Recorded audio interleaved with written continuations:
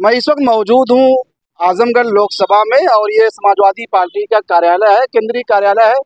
Samajwadi party से धर्मेंद्र यादव प्रत्याशी हैं आजमगढ़ सदर लोकसभा से और बीजेपी से दिनेश लाल यादव निरहुआ प्रत्याशी हैं।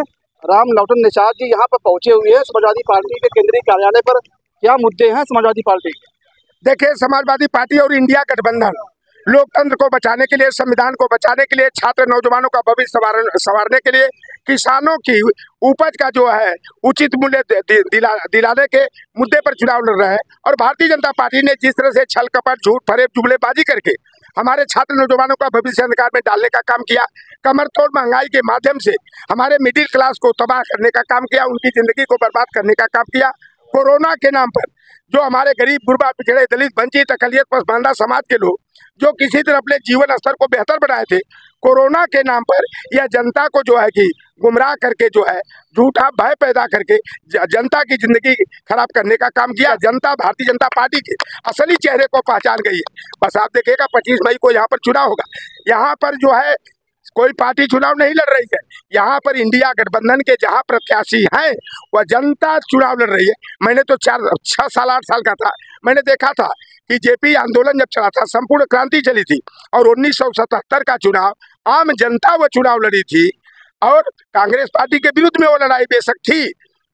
और 1989 में राष्ट्रीय मोर्चा, वाम मोर्चा पीपी सिंह जी के नेतृत्व में बनी थी। उस समय आम जनता चुनाव लड़ी थी। और 2024 का चुनाव बाबा साहेब भीमराव अम्बेडकर के संविधान को, लोकतंत्र को, आरक्षण की व्यवस्था को, प्रतिनिधित्व के अधिकार को, किसानों के जीवन को बेहतर बनाने के, छात्र नौजवानों को नौकरी और रोजगार सुलभ कराने के मुद्दे पर समाजवादी पार्टी और कांग्रेस पार्टी और इंडिया गठबंधन के जो भी साझेदार है वह जो है पूरी मजबूती के साथ भारतीय जनता पार्टी का खदेड़ा करने की तैयारी कर रहे हैं। और 4 जून को जब गणना होगी 1 बजे, आप देखिएगा, मैं बता दे रहा हूँ, सैकड़ों जो है भारतीय जनता पार्टी के उम्मीदवार जो है ना, उनका ऐसा दौड़ा पड़ेगा, ऐसा झटका मिलेगा, जनता की ऐसी बददुआ लगेगी कि कोई मेदांता गुड़गांव में भर्ती होगा, कोई लखनऊ के मेदांता में भर्ती होगा, कोई लहरी में भर्ती होगा।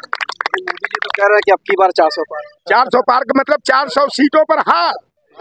543 सीटें हैं, ये 400 सीटों पर हार रहे हैं। और 150 सीटों के अंदर जो है इनका कहानी किस्सा NDA, non democratic alliance national dealership of Adani, जो एनडीए अली बाबा 40 चोरों का गिरोह है ना, अब इनका खेल खत्म होने वाला है।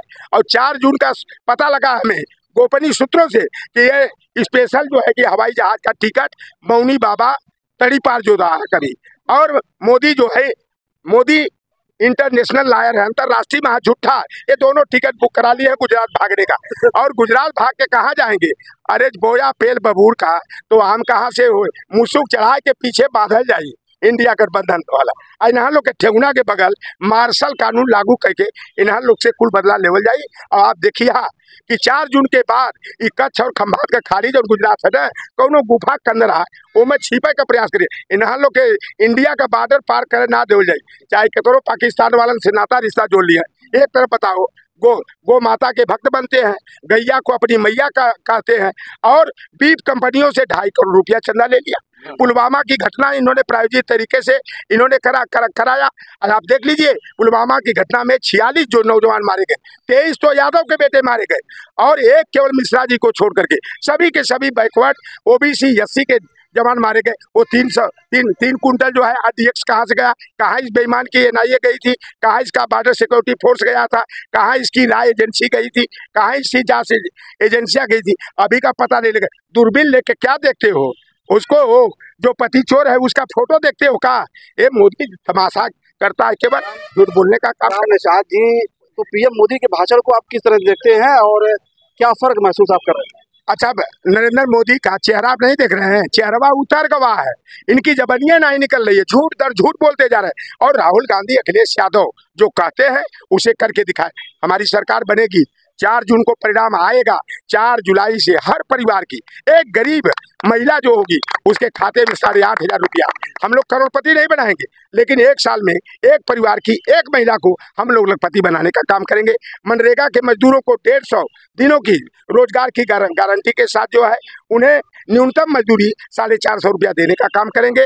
5 किलो की जगह 10 किलो राशन देने का काम करेंगे। और हमारे महबूब नेता अखिलेश यादव जी ने कहा है कि हम गेहूं नहीं आटा भी देंगे, डाटा भी देंगे। और केंद्रीय सेवाओं में जो 30 लाख पद खाली है, बैकलॉग शुरू करके स्पेशल भर्ती शुरू करके छात्र नौजवानों को नौकरी और रोजगार देने का काम किया जाएगा। किसानों से जो वादा भारतीय जनता पार्टी ने करके वादा खिलाफी किया है, हम किसानों को उनकी उपज का जो है न्यूनतम जो है MSP जो है देने की गारंटी को हम सुनिश्चित करने का काम करें। तो हम लोग वादे में नहीं, हम लोग काम करने में विश्वास करते हैं।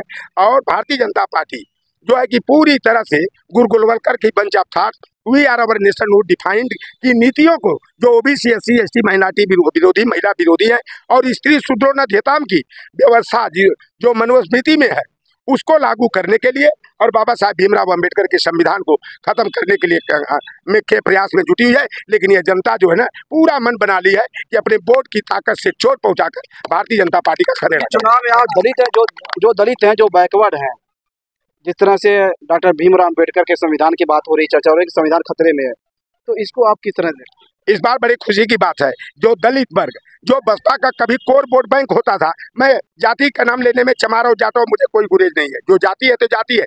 आज चमार भाई एकदम लाठी डंडा लेकर के, और चमार जाटो समाज की महिलाएं पूरी तरह मन बना ली है कि मायावती जी के चाल और चरित्र से, व्यवहार से यह महसूस हो गया है कि ओवैसी की तरह यह जो है दलित वोटों में बिखराव करने के लिए यह भारतीय जनता पार्टी की बी टीम बनकर के काम करे। यह दलित समाज अब होश ठिकाने आ गया।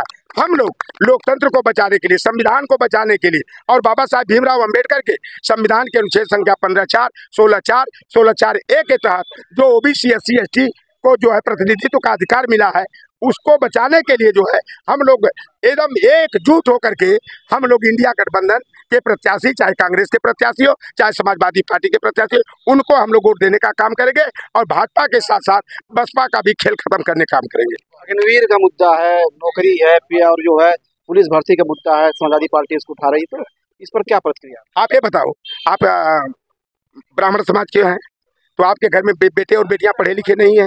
अगर जो बेटे बेटियां BTech किए, MTech किए, DLED किए, B.Ed किए, ITI किए, पॉलिटेक्निक किए, तो क्या वो खेत खलियान में बकरी चराएंगे, गैया चराएंगे, सुअर पालेंगे?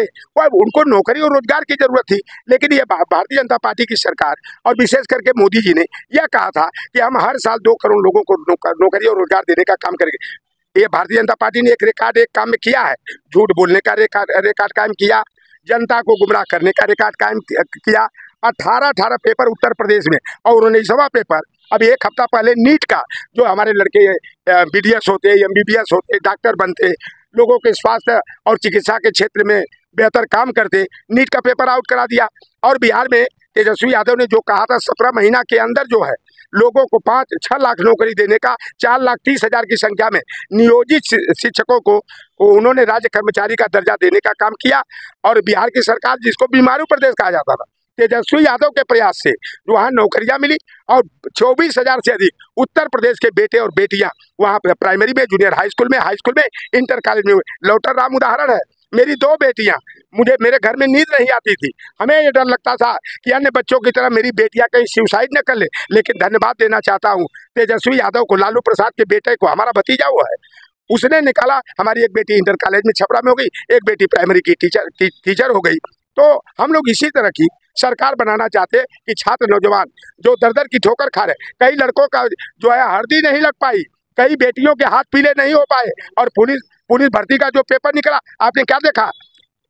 कन्नौज में एक लड़का और लड़की आत्महत्या कर लिए, फिरोजाबाद में मेरे ही समाज की लोधी और निषाद समाज के बेटे और बेटियों ने आत्महत्या कर लिया। इसलिए किया कि हम अपने पिताजी का सपना पूरा नहीं कर पाए।